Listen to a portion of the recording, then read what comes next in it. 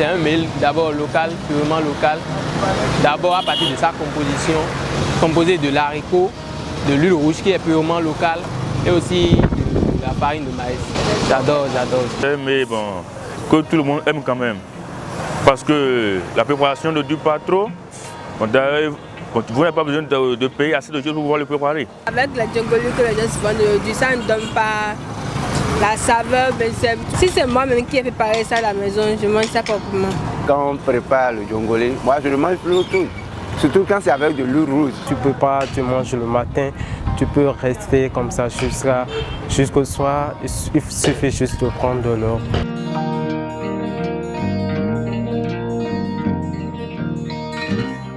Je suis Cécile Bankole, cofondatrice du restaurant traiteur Ikoko. Bienvenue à Ikoko. Alors aujourd'hui nous allons vous présenter un plat authentique du Bénin, le djongoli ou nyomli ou sankpiti, c'est comme vous voulez. De son origine, ce que je peux dire, je sais que c'est un plat qui se consomme souvent dans les couvents du Zangbeto.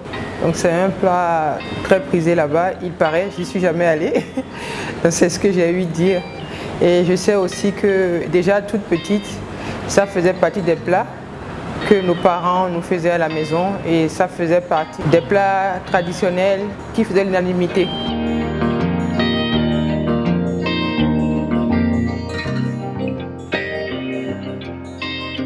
Pour faire notre djongoli, nous aurons besoin de l'élément principal qui est le haricot rouge. Ensuite, nous aurons besoin des épices telles que l'ail, le gingembre, le piment, de l'oignon et de la farine de maïs légèrement torréfiée.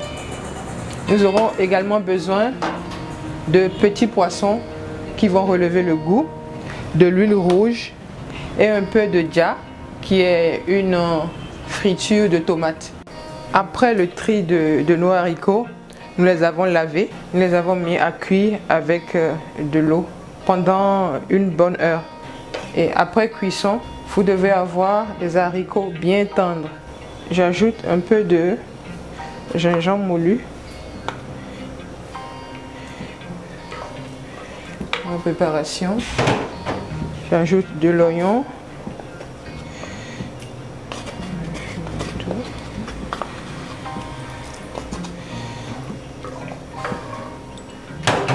Un peu de piment. Ça c'est au goût, hein, selon que vous aimez beaucoup de piment ou pas. On va rajouter un peu de sel.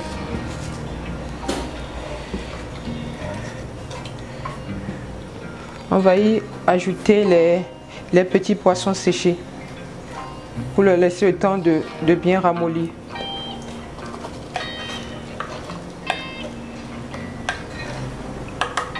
Après, on couvre et on laisse bouillir. Nous allons ensuite rajouter de l'huile rouge et la farine de maïs torréfiée. Couvrir et laisser cuire à nouveau environ 5 minutes. Après, nous allons ouvrir à nouveau et à l'aide d'une pastule, nous allons remuer comme une pâte.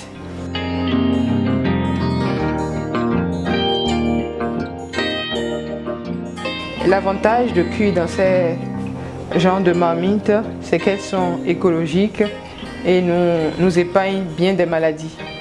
C'est vrai que la cuisson, elle est un peu lente au début, mais le temps qu'elle chauffe, et ça prend rapidement. On va remuer comme une pâte. On va ajouter le reste de la farine.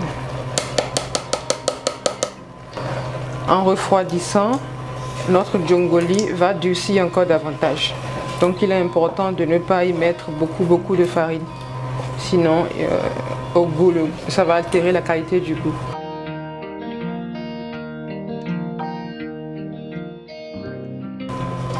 Voilà, notre djongoli est prêt. On va décorer avec du piment vert et quelques rondelles d'oignon.